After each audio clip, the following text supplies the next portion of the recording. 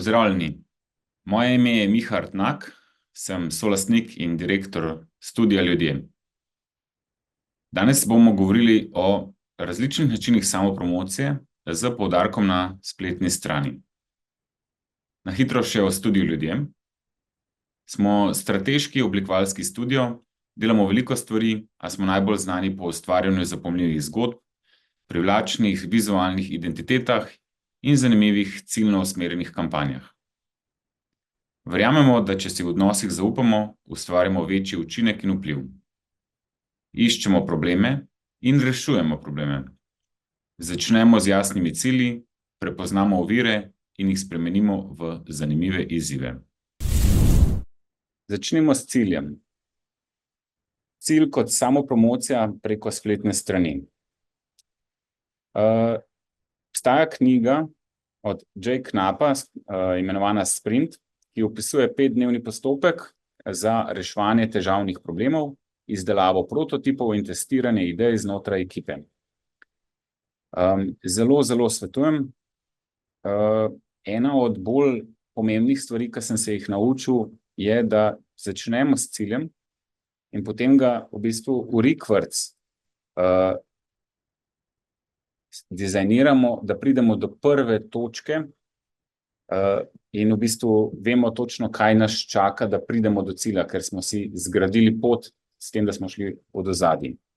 Tako da, če samo promocija, recimo preko spletne strani, bi si predstavljal, da je zaključena spletna stran predzadnja faza.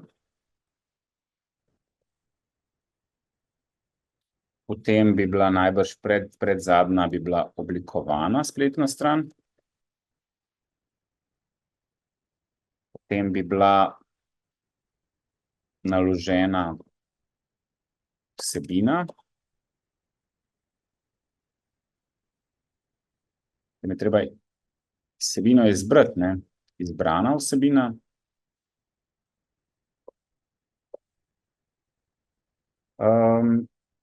Najbrž neka vizualna dokumentacija, opisi, treba se vzeti čas za to. Predtem bi bila definirati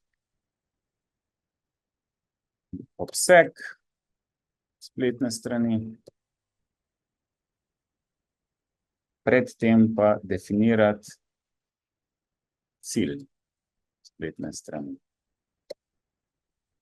Ok, pa gremo pol s tem. Gremo definirati cilj, ne?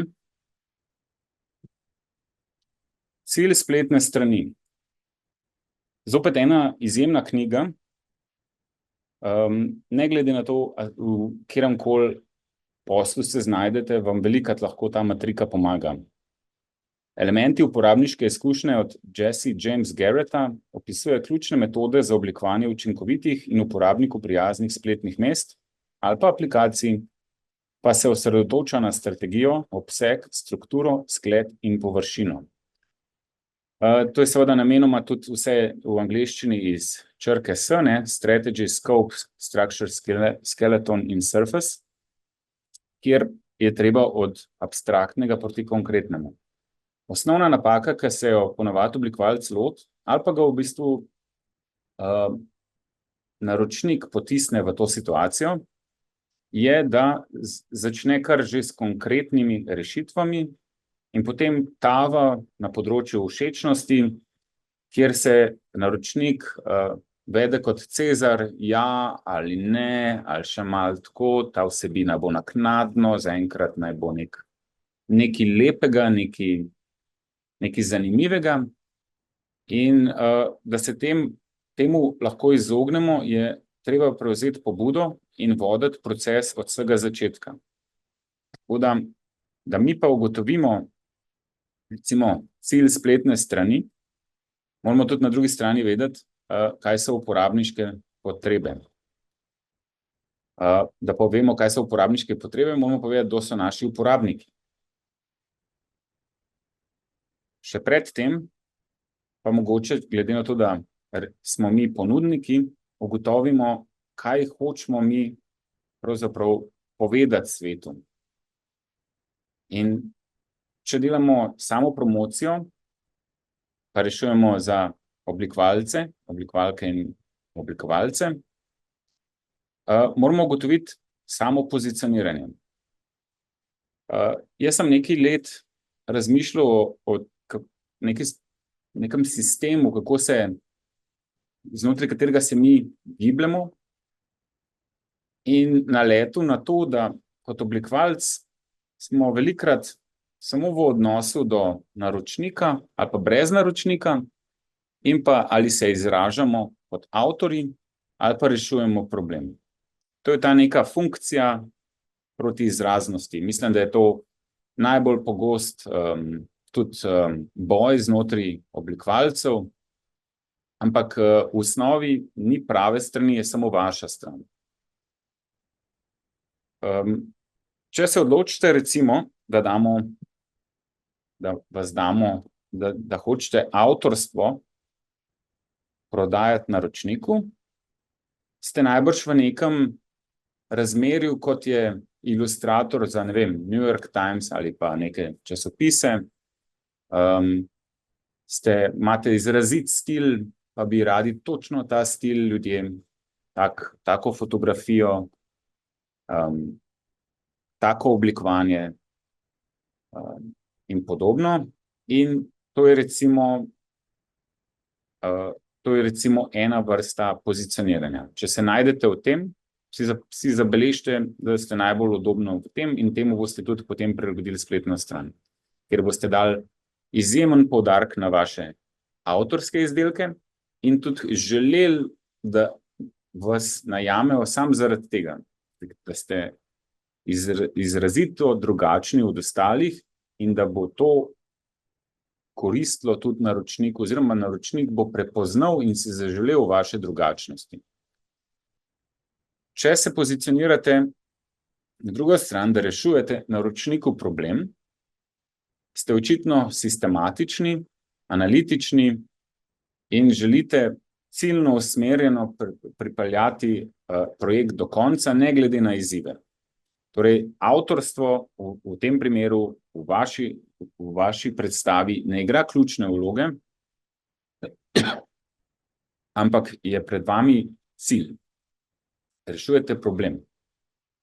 Potem pa imate še opcijo, da rešujete problem brez naročnika,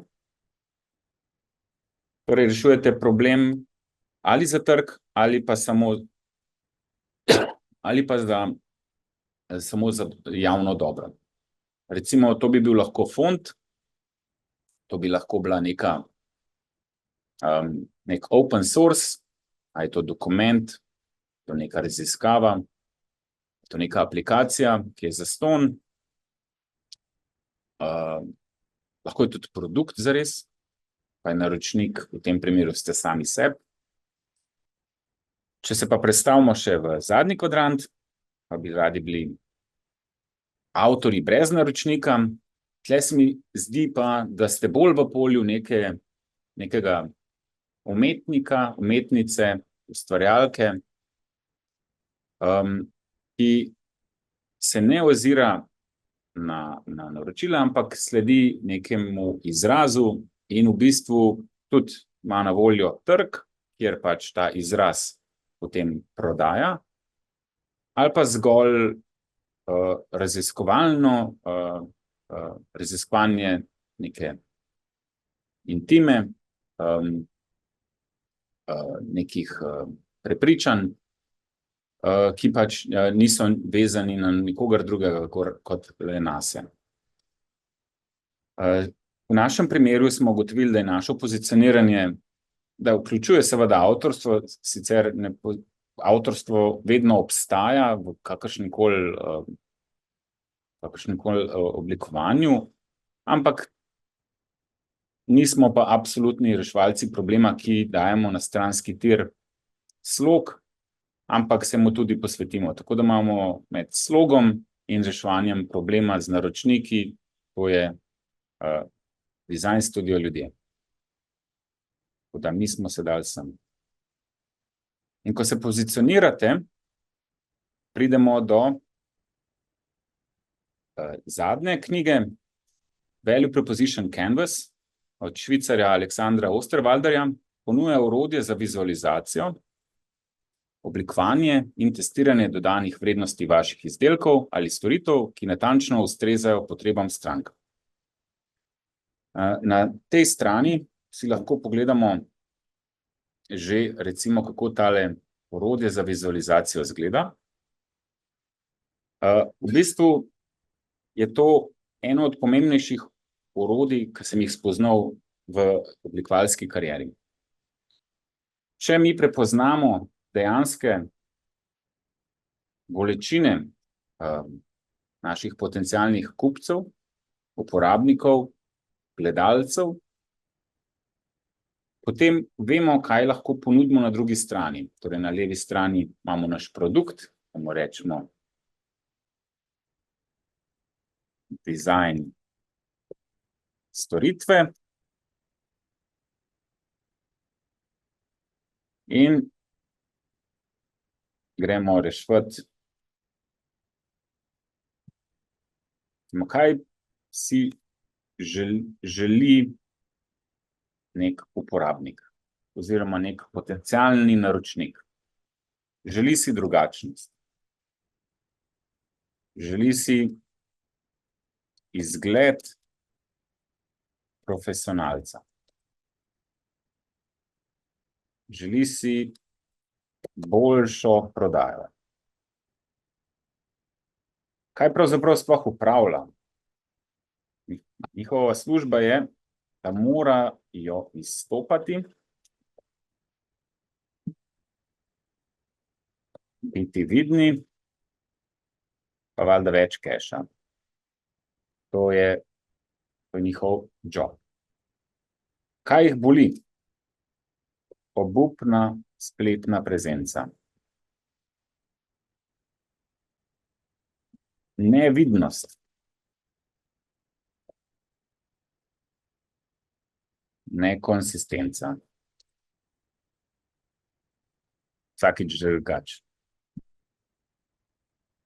Kaj lahko potem mi na drugi strani ustvarimo tako imenovani game creator? Kaj bo z nami, z dizajn storitvami pridobil nekdo, ki si želi boljšo prodajo, drugačnost, izgled profesionalca? Neko razvita zgodba,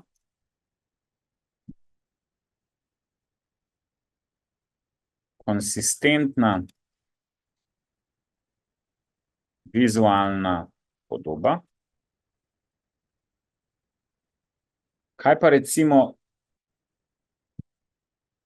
kaj pa je pain reliever? Kaj je ta zdravilo na njihovo obupno spletno prezenco? Viden food page. Pa recimo njihova nekonsistenca, se jim ne pripravi še brand book, pravila, da ne bojo nikoli več imeli težav, ker bojo vedno imeli na enem mestu pravila igre in vsakič, ko se bojo vprašali, kaj nam je že dizajnerka svetovala, tle je vse na enem mestu, gremo nekako to upoštevati, če pa ne znamo, jih pa spet lahko pokličemo. Ok. To je zdaj zelo na grobo, zelo skoraj da banalno tudi, neko razumevanje oblikovalca, ampak hej, pač vse je predavanje. Ok, pa imamo pa ciljne skupine, kdo sploh je ta oseba. In so izrazi, kot je persona, ki opiše,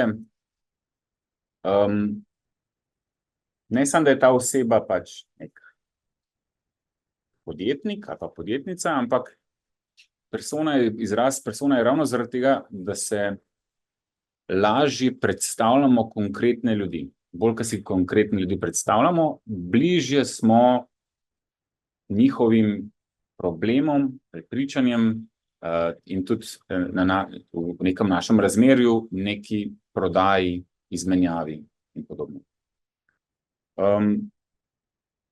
Zdaj, jaz sem dal pol še kanale in pa sama dodana vrednost. Dodana vrednost je To izhaja iz razširjene oblike value proposition canvasa, kjer je vmes med uporabnikom in pa dodano vrednostjo je še kanal.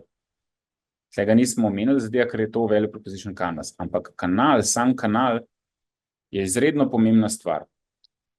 Kupci ni nujno, da bojo na TikToku, ampak vi imate pa ogromen nekih sledilcev, ogromen nekih vsebin, noben vas pa nikoli ne pokliče.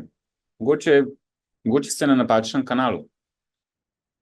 Tako da je treba najprej identificirati ljudi, ki jih bi radi, s katerimi bi radi sodelovali, in se vprašati, na katerih kanalih so ti ljudje. In ta kanal sem jaz upošteval tudi en princip, kjer obstaja imenovana zavedanje, awareness faza, potem je premišljevanje faza in pa takrat, ko je nakup. Tako da, če bi rekli, bomo začeli kar eno konkretno osebo bomo dali, pa je to recimo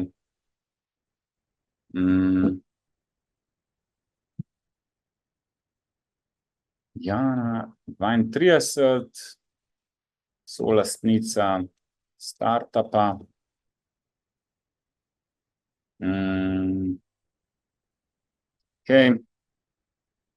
Za samozavedanje, da zve o vas. Bila je na enem dogodku, torej na dogodkih. Vi ste bili v medijih, pa vas je videla, nekdo je priporočil, in pa seveda Instagram. Zvedla je za vas. Torej, awareness faza, obstajate.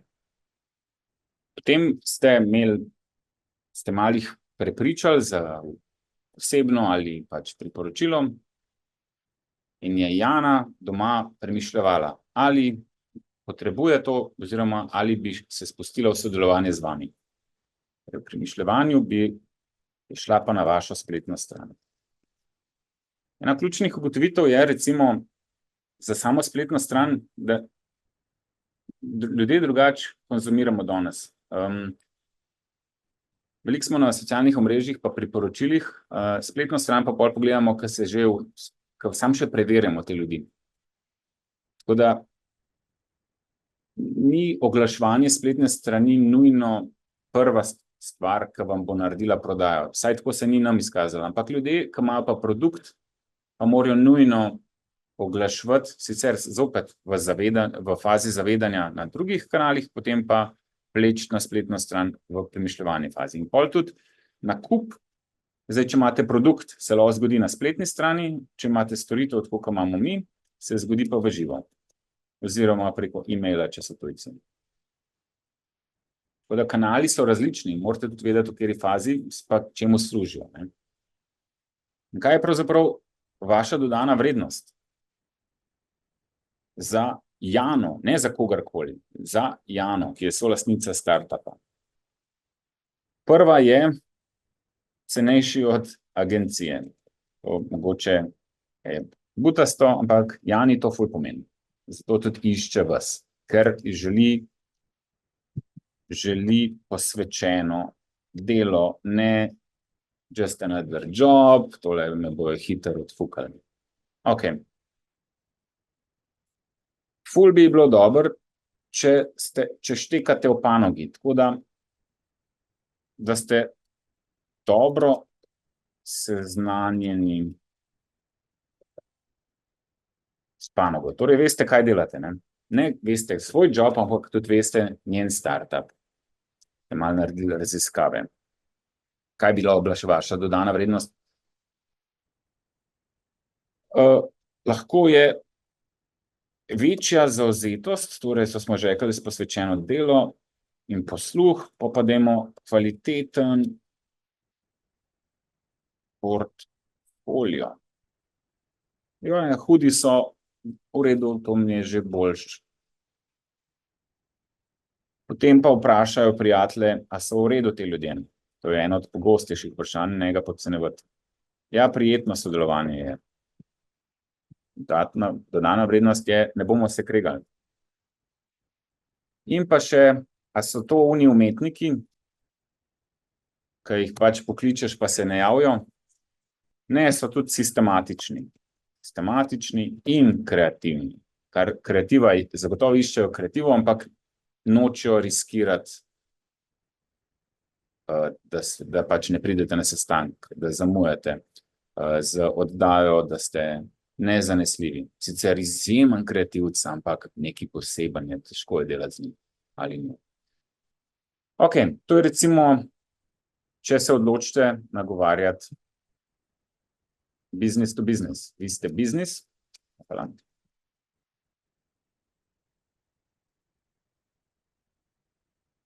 In oni so biznis. Kaj pa, če bi radi nagovarjali kulturne institucije? Pa rečemo, da je to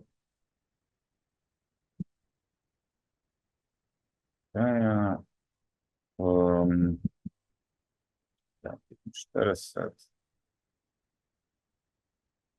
Da je direktorica, ne vem, gledališča, recimo gledališča, lahko bi bilo tudi Zeja, lahko bi bilo Šiška, whatever. To si boste sami napisali, ker s tem iščete vi v resnici osebe, s katerimi bi najraje sodelovali, pa institucije, s katerimi bi najraje sodelovali. Tako da jih imejte v mislih. Potem v samem zavedanju bi si predstavljal, da je podobno. Na dogodkih, ki so kulturne, za razliko od prej, prej so bili neki poslovni dogodki, tle so kulturni dogodki. Na kulturnih dogodkih v medijih smo videli o vas, priporočali so nas, na Instagramu smo vas videli. Spletna stran bi rekel tudi, da vas preverijo. Nakup v živo e-mail se ne spremeni. Cenejši od agencije, recimo, če malo predrugačimo to, ampak cena je po mojem že budžet obstaja, zdaj pa vi ga sam sprejmete ali pa ne sprejmete. Tako da dodana vrednost je, da sprejmete ponudbo, budžet. To je ziharim cool. Potem pa, ne vem, ste dobro seznanjeni s panogo, imate še recimo, razumete kulturni lingo, recimo, ne? Walk the walk, ne? Ok. Pa jaz bi si predstavljal, da tudi želijo posvečeno delo, kvaliteten portfolio, bi dokrat tako malo na sredino, prijetno sodelovanje je tudi sredina, sistematična in kreativna zanesljivost. Tako da vidite, da niso velike razlike, pa to sem zelo površno šel čez, obstajajo ogromne razlike, ampak tako v nekem tem hitrem pregledu, ko boste si sami seveda to naredili, boste videli, kaj točno ljudje rabijo, ne.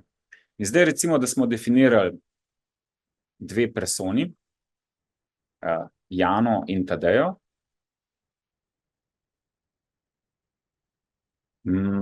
Gremo, pa mi se sicer tle pozicioniramo, imamo radi kulturne institucije in podjetja. Pridemo do cilja spletne strani, ki je prepričati Jano in Tadejo, da smo fit. Kaj smo prej ugotovili, ne, da nas v resnici preverjajo uporabniške potrebe, torej Jana in Tadeja, pa preverjata kvaliteto in mogoče celo vrednote, oziroma neko sporočilnost vašo, ne. Ok, in zdaj, če bomo delali spletno stran, to spada semle na dnu, to je strategija. Strategija je rumeno,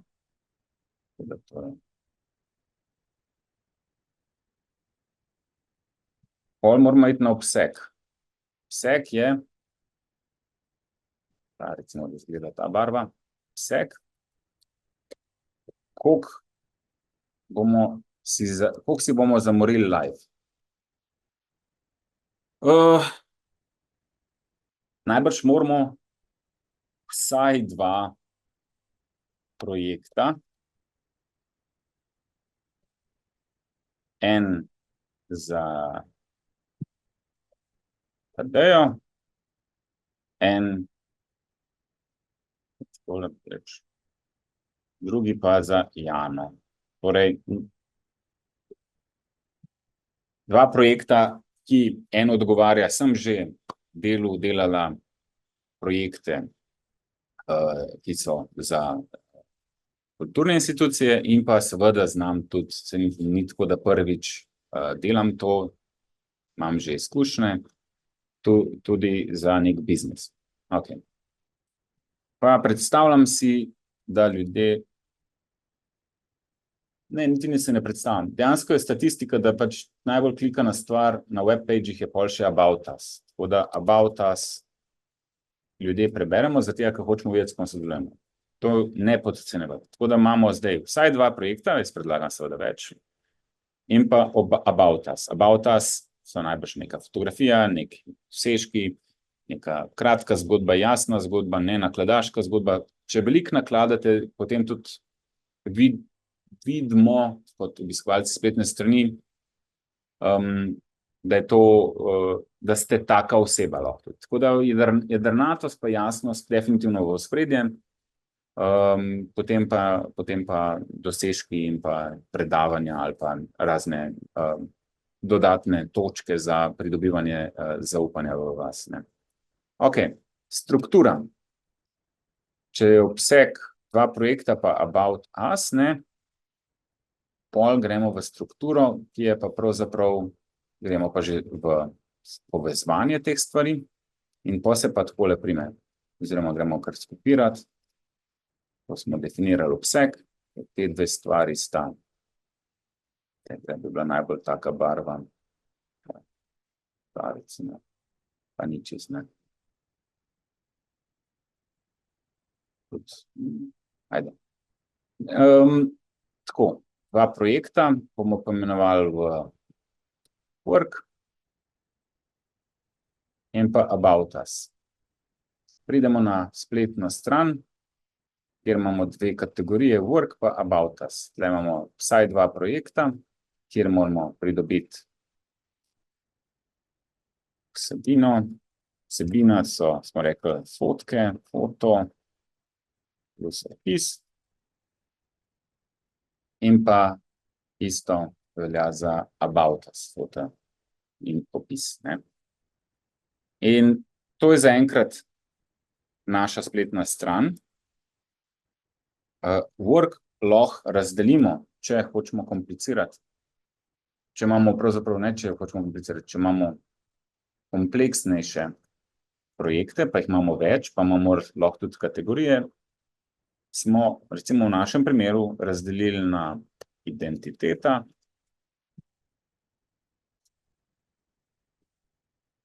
pa imamo tudi kampanje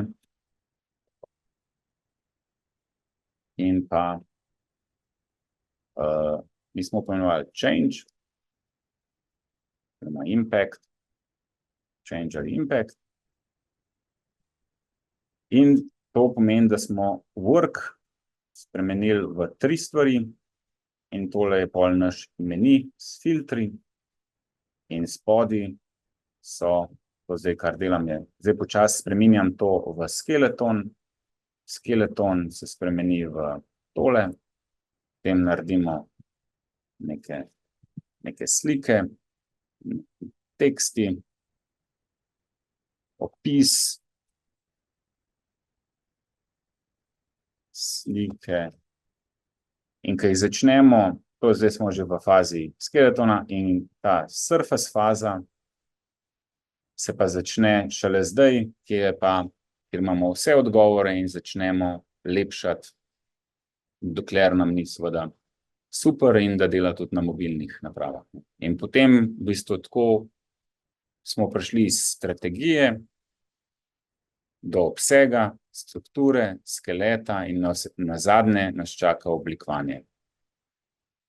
Tako da smo iz definiranega cilja spletne strani, obseg, izbrali smo vsebino, naložili smo vsebino, zdaj smo jo končno vizualno oblikovali.